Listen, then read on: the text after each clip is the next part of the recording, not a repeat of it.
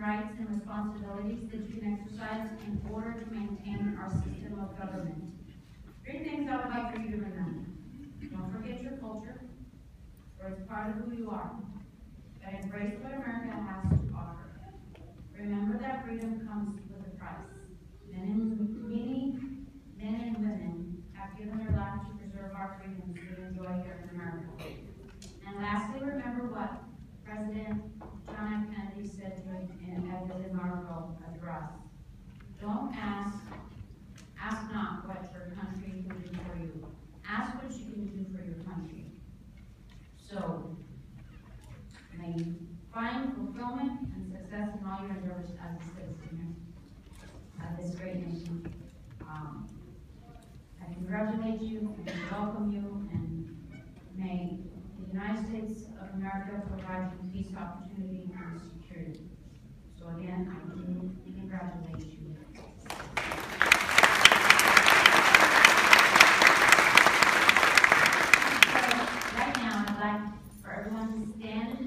Everyone to stand, and we're going to do a pledge of allegiance.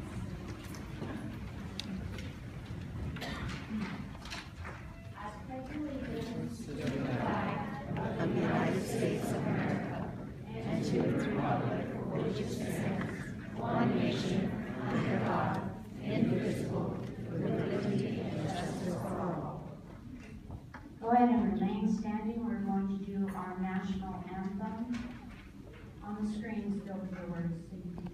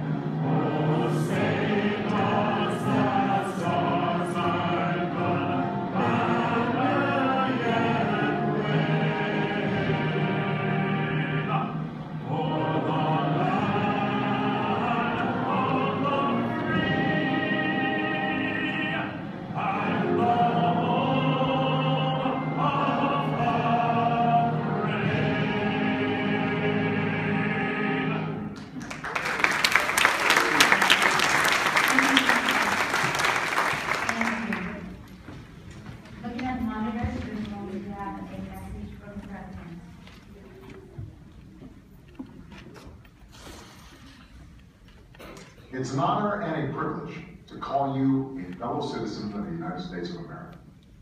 This is now officially your country, your home to protect, to defend, and to serve through active and engaged citizenship.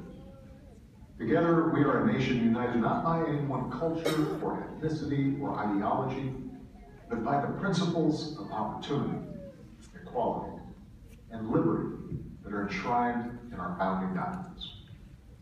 Today marks a very special day in your life. You've traveled a long path to get here. You've sworn a solemn oath to this country, and now you have all the rights of citizenship.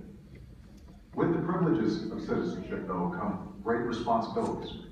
And so I ask that you use your freedoms and your talents to contribute to the good of our nation and the world. Always remember that in America, no dream is impossible. Like the millions of immigrants who have come before you, you have the opportunity to enrich this country through your contributions to civic society, business, culture, and your community. You can help write the next great chapter in our American story. And together we can keep the beacon that is America burning bright for all the world to see. I'm proud to welcome you as a new citizen of this country. May God bless you, and may God continue to bless the United States of America.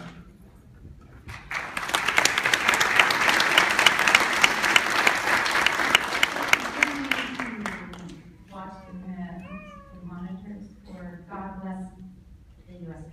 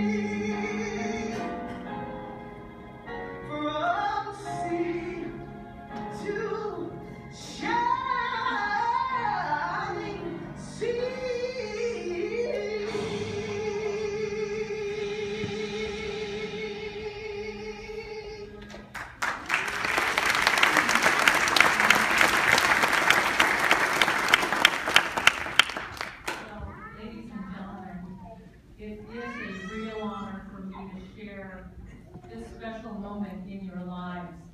As I mentioned, as I first welcomed you, you are sitting in what is called the Sandra Day O'Connor Federal Courthouse. And I'm sure that you have come to learn about Sandra Day O'Connor, our first female Supreme Court Justice of the United States, who is from Arizona, and who this courthouse is named for. So it is indeed a special and a historic place. I want to thank, in particular, each and every one of our speakers, Denise, Adela, Phil, Nora, I didn't quite get your full name, Andre and Sergio, who came before you and spoke about a little bit about themselves and why it is important for them to be here today and to seek United States citizenship. It is, in fact, during this ceremony, fitting to pause and consider really what the essence of citizenship, of in particular being a United States citizen, is. Now, each and every one of you, as we've heard, have your own personal story, your own personal reason and journey for being here. I have a somewhat unique perspective on U.S. citizenship because I am a Native American, and so my heritage is from the Hopi Indian Reservation here in Arizona. And so I am from Arizona and these United States, and my ancestors are from these United States before it was the United States. And one historic fact that you may have learned is that it took an act of the United States Congress to deem Native Americans as United States citizens. And in fact, most states did not permit Native Americans to vote in state elections until that time. So what does being a United States citizen mean? Well, I think freedom, first of all, comes to mind, living in a free society, and of course, liberty. For example, the freedom to express yourself, the freedom to assemble and gather. And as many of you know, there are countries around the world that even today do not enjoy those freedoms. But with freedom and liberty comes great responsibility.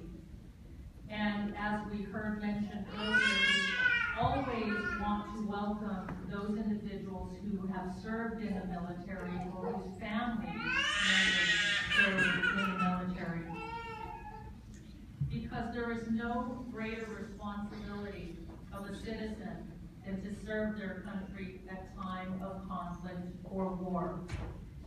Indeed, the oath that you took, if you study those words carefully, acknowledge that responsibility.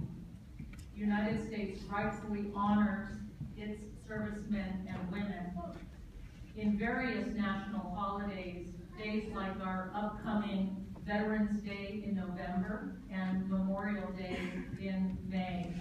And these are days that our United States Congress has set aside specifically to remind each and every one of us to remember all those who have served throughout this country's history to ensure that we have a free society.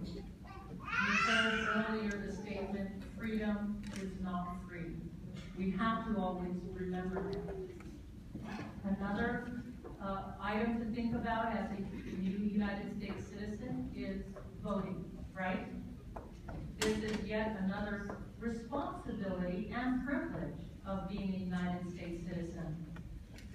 We can lose our freedoms and liberties as surely from within as from without by failing to vote. Now, from time to time, I will tell you, and you probably have already experienced this, sometimes you're driving, there's certain times of the year you're driving down the road and you see those signs, vote for so-and-so, vote for so, and sometimes you think, well, gosh, why are there so many signs and they're in the way and maybe they can be an eyesore? Well, I challenge you to look at them very differently. Look at them as reminding you of your right to vote and the privilege of voting, and as a reminder that we have a free election here. And so when you're driving down the road, don't think of them as eyesores, but think of them as reminders of your right to vote. Well, we heard earlier from one of the gentlemen who talked about jury service. It is fitting that today's ceremony is taking place in a federal courthouse and in a federal courtroom where we have a jury